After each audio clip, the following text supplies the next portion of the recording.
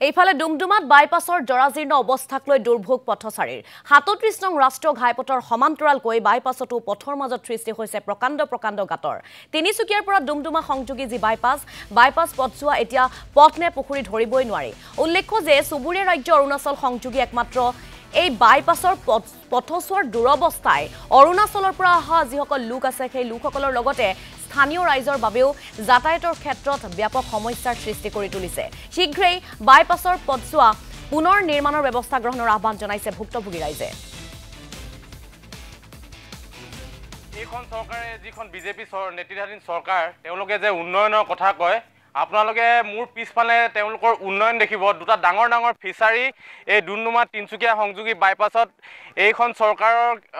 MLA মুখ্যমন্ত্ৰী মহোদয় ইয়াত দুটা ডাঙৰ ফিচাৰী খান্দি থৈছে আৰু ইয়াত অলপ দিনৰ পিছতে মাছ পুহিব পাৰিব আৰু অসমৰ মানুহে ইয়াৰ মাছ খাবলৈ পাৰিব মানে আমাৰ ব্লকলৈ এফালে অহা যোৱা মেইন ৰাস্তা আমাৰ এইটোৱে আমাৰ বেলেগ ফালৰ পৰা অহাৰ ৰাস্তা নাই